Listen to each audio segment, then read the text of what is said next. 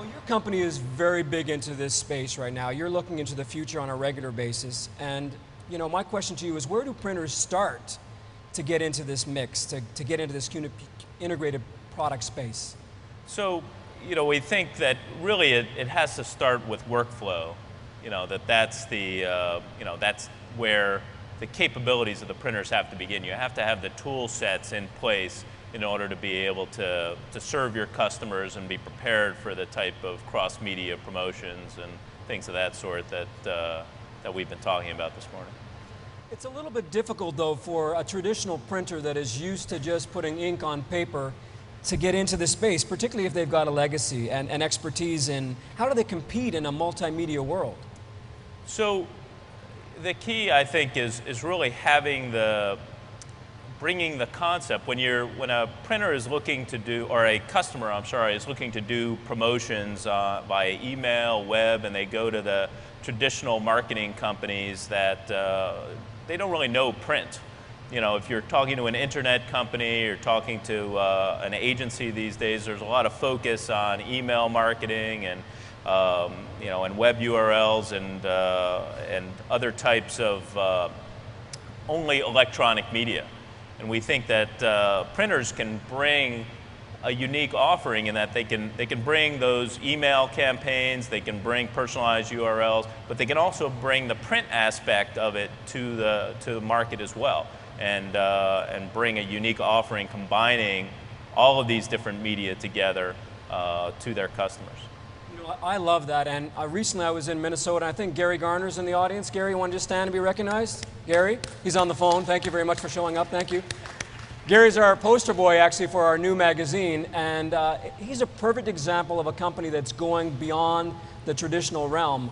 Once you have a native file, folks, who says that you can't put that into a PDF, on the web, in a mobile messaging capacity? We have to think much more than just ink on paper. But there's a challenge to that, because some people may think, well, we're going to be cannibalizing other efforts, or we're not going to be performing well.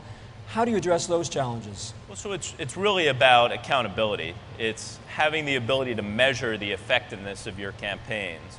So if you're doing a traditional direct mail campaign and you add variable data to that, then bringing in a personalized URL into the direct mail campaign so that you can actually measure back to your clients the number of clicks that the campaign is generating, that allows you to show the productivity of that direct mail campaign.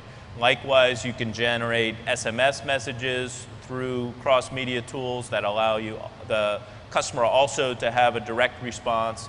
Of course, we've seen the experimentation over the last 5-10 years with QR codes and using those as a means to drive customer responsiveness.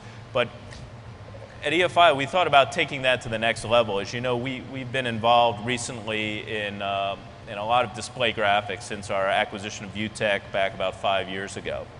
And it got us to thinking about how can we provide a true ROI measurement tool for our customers for display graphics. Because you put up these signs in the airport and or you put up signs, let's say in a store, and you don't know what the effectiveness of those signs are. You don't know how many people look at them, whether they're actually generating activity.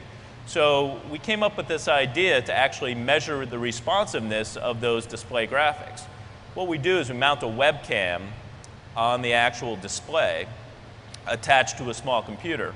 And we adapted this technology that we got from Intel that allows the webcam to actually do facial recognition.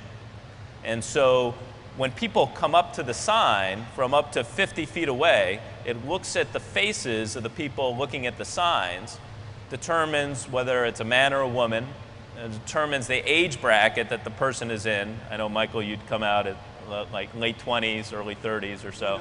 So we'd fool it there. But